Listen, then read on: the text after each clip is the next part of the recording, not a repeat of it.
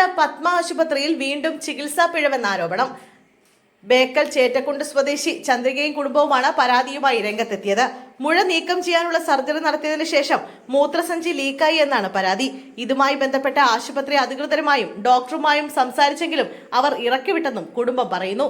ഗർഭപാത്രത്തിൽ മുഴയുണ്ടായതിനെ തുടർന്ന് പത്മ ആശുപത്രിയിലെ ഗൈനക്കോളജിസ്റ്റ് ഡോക്ടർ രേഷ്മയെ സമീപിച്ചിരുന്നു.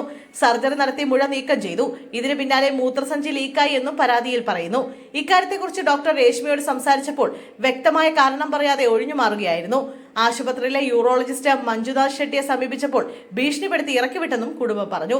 തുടർന്ന് മംഗലാപുരത്തുള്ള ഒരു സ്വകാര്യ ആശുപത്രിയിൽ ചികിത്സ തേടി. സ്വകാര്യ ആശുപത്രിയിലെ ഡോക്ടറെ പരിശോധിച്ചപ്പോഴാണ് മുഴ നീക്കം ചെയ്യാൻ നടത്തിയ സർജറിയിൽ മൂത്രസഞ്ചിക്ക് ഹോൾ വീണെന്ന വിവരം അറിയുന്നത്. ക്യാൻസർ രോഗിയായ അമ്മയ്ക്ക് പത്മ ആശുപത്രിയിൽ വേണ്ട ചികിത്സ ലഭിച്ചിട്ടില്ലെന്നും കുടുംബം ആരോപിച്ചു. കഴിഞ്ഞ ദിവസം പ്രസവത്തെ തുടർന്ന് യുവതിയും നവജാത ശിശുവും മരിച്ച സംഭവത്തിൽ പത്മ ആശുപത്രിക്കെതിരെ ആരോപണം ഉയർന്നിരുന്നു. ചേറ്റക്കുണ്ട് സ്വദേശിനി ദീപയും കുഞ്ഞുമാണ് മരിച്ചത്. ഗർഭിണിയായതു മുതൽ ദീപ കാസർഗോഡ് പത്മ ആശുപത്രിയിലാണ് ചികിത്സ തേടിയിരുന്നത്. ചികിത്സയ്ക്കിടെ ആരോഗ്യനില വഷളായതോടെ യുവതിയെ പരിയാരം മെഡിക്കൽ കോളേജിലേക്ക് മാറ്റാൻ നിർദ്ദേശിക്കുകയായിരുന്നു. പ്രസവത്തിലെ അപകട സാധ്യത ഡോക്ടർ പറഞ്ഞില്ലെന്നും കുട്ടി മരിച്ച വിവരം അധികൃതർ മറച്ചുവെച്ചുവെന്നും കുടുംബം ആരോപിച്ചിരുന്നു.